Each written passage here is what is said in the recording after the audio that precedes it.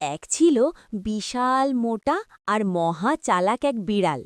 সে সবসময় coat pant পরে একদম সাহেব সেজে থাকত।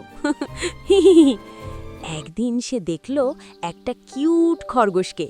বিড়ালটা একটু মিষ্টি হেসে বলল, আরে খরগোশ ভাই, আমার বাড়িতে চলো না, টাটকা ঘাস খাবে। বোকা খরগোশ তো মহা খুশি। সে লাফাতে লাফাতে গেল বিড়ালের ড্রয়িং রুমে। টকবক টকবক। কিন্তু ওমা, বিড়ালটা করল কি, খরগোশকে ঘুম পাড়িয়ে কাঁচি দিয়ে তার সব নরম লোম কেটে নিল। কি দুষ্টু! ছি ছি! সেই লোম দিয়ে বিড়াল নিজের জন্য একটা স্টাইলিশ জ্যাকেট বানিয়ে ফেলল। আর বেচারা খরগোশ, সে তো আয়নায় নিজেকে দেখে ভয়েই শেষ। ইস! খরগোশটি কাঁদতে কাঁদতে বাগানে ফিরে গেল।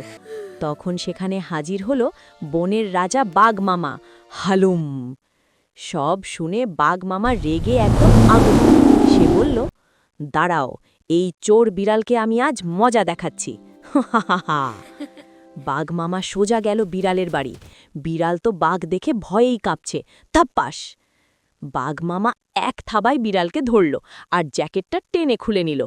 তারপর বাঘ একটা ট্রিমার বের করে বিড়ালের সারা শরীরে পশম একদম ন্যাড়া করে দিল। কিরিং কিরিং! বাঘ মামা সেই পশম দিয়ে খরগোশের জন্য একটা রাজকীয় আলখাল্লা বানিয়ে দিল। দারুণ না? এখন বিড়ালটা আয়নার সামনে দাঁড়িয়ে নিজের ন্যাড়া মাথা দেখছে আর কাঁদছে, ম্যাও ম্যাও। আর খরগোশটা সেই জ্যাকেট পরে বাঘ মামার সাথে সেলফি তুলছে। টাটা!